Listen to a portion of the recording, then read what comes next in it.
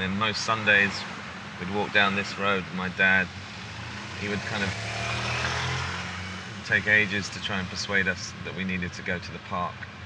And we'd always go, no, we don't want to go, we don't want to go. And then he'd eventually persuade us, and we'd eventually get there, and we'd absolutely love it. Every time.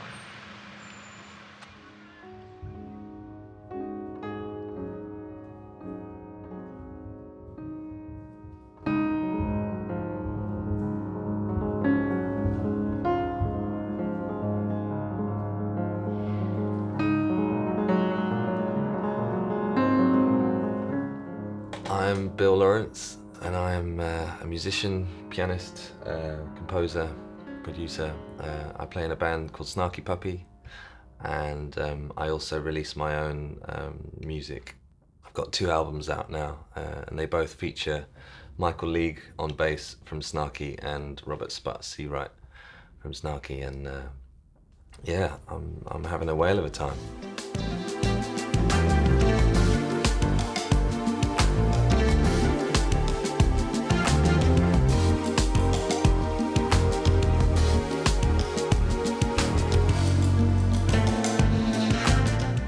I was 7 years old when I started lessons, and my first teacher was this wonderful, wonderful teacher called Mel Robinson, who actually came to my Ronnie's gig. He's like 81 now or something, and he's a wonderful man, and he's an incredible ragtime player, and so he sort of instilled this sense of joy in playing from an early age. And I just remember when he first started playing, there was just so much fun in what he was doing, and that's all I really wanted to ever play was ragtime. From there, I was always interested in jazz and kind of coming at the piano from a sort of rhythmical place, all that kind of stuff. And then I did the grades, and I sort of was introduced to the classical world. And my mum would often come in while I was practicing, like I'd be doing the scales, and then I'd sort of, you know.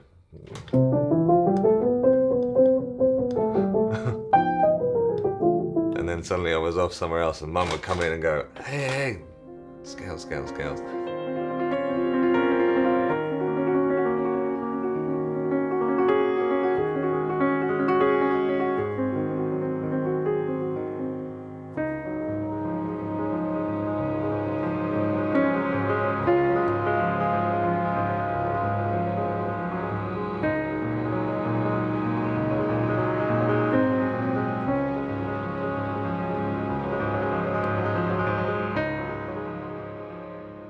It took me a long time, you know, and it was a long process of trying out ideas and not being satisfied by them.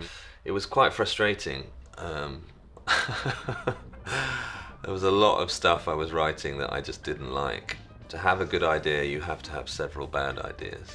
And yeah, I'd you know, been in Snarky Puppy and seen how Snarky Puppy was growing all the time, and I was always writing kind of alongside. I mean, I did most of my writing on tour with Snarky Puppy.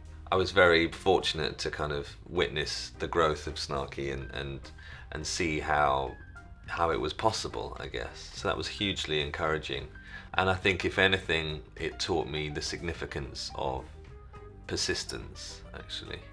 So when I'm writing, I mean, it can go so many different ways. It could either be walking along and kind of like whistling to like the pulse of my footsteps, and I'll just suddenly whistle a melody, or I'll be writing into the laptop or into the studio, and I'll be writing straight into Logic, and I'll kind of have a sort of symphonic arrangement idea, and that will inform the composition. Or I can literally, like, it will just kind of come out of nowhere just at the piano. Like I remember that track Denmark Hill, that's actually written about this wonderful area. I'd been out with my girlfriend, and we'd had the day out, and I just came back, and it just literally just sat down and went.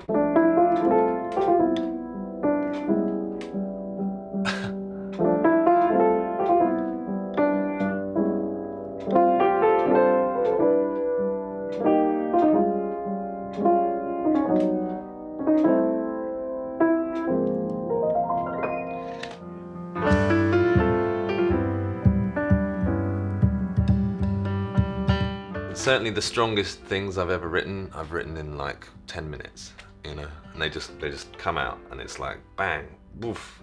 When it's come out, I'm then suddenly like, how, you know, where did that come from, and how do I access that part of my brain again? Because it felt really natural, and just like I wasn't really trying. You know, I think this is what we're kind of aiming for as composers, is to, you know, write with this sort of natural instinct, because that's ultimately what speaks to people. And I remember like when Quincy Jones says on the special edition Thriller, when he's being interviewed about the whole process of creating that record, he's like, if it moves you, it's probably going to move somebody else too, you know. I love that idea. It varies, you know, how the ideas come about. I find I'll try and use different contexts, or like different places as inspiration. Like I remember I was actually on holiday in Italy.